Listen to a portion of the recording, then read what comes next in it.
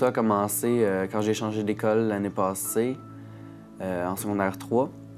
Je suis en secondaire 4. En secondaire 3, c'est-à-dire en 2009, j'ai changé d'une école anglaise à une école francophone. À l'école francophone, les gens sont beaucoup moins ouverts d'esprit. En tout cas, où je vais, à l'école, dans le fin fond d'un rang, les gens sont pas très ouverts d'esprit, puis c'est vraiment porté sur le jugement tout le temps, puis la différence, ils connaissent pas ça eux autres, puis c'est pas correct, puis tu sais, moi j'arrive là, je suis nouveau, je connais une personne, puis tu sais, moi je suis vraiment, je me retiens pas, tu sais, je m'affiche, puis je cache pas qui je suis, puis je suis vraiment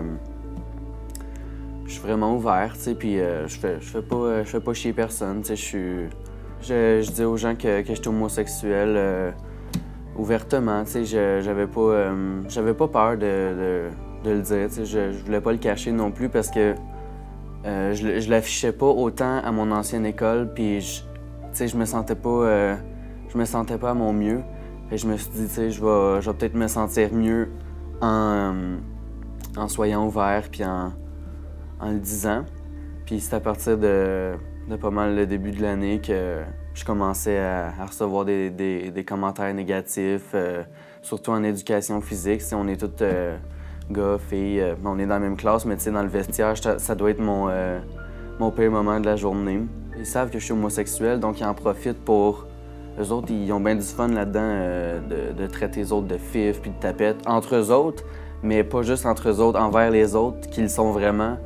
Puis c'est ça qui me fait le plus mal parce que, tu sais, eux autres, peut-être qu'en chum, c'est bien le fun, mais pas pour moi. Tu sais, c'est...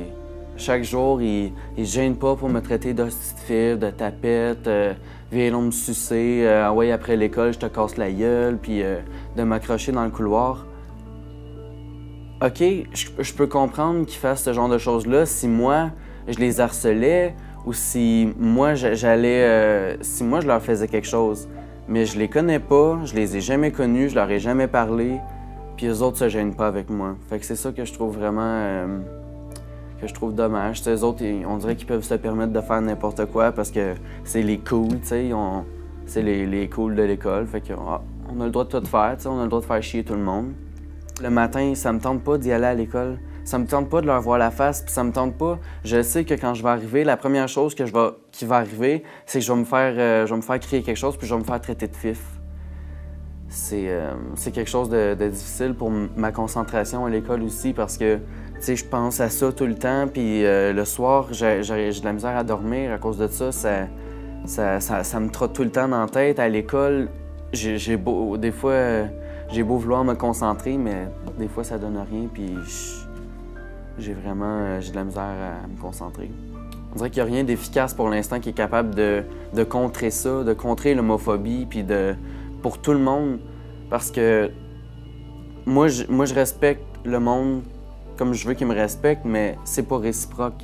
Pour moi, le secondaire, c'est l'enfer. Vraiment, c'est pas... j'ai juste vraiment hâte de partir, puis d'être au cégep. Nous avons sonné la cloche. Maintenant, aidez-nous à mettre un terme à l'intimidation dans nos écoles.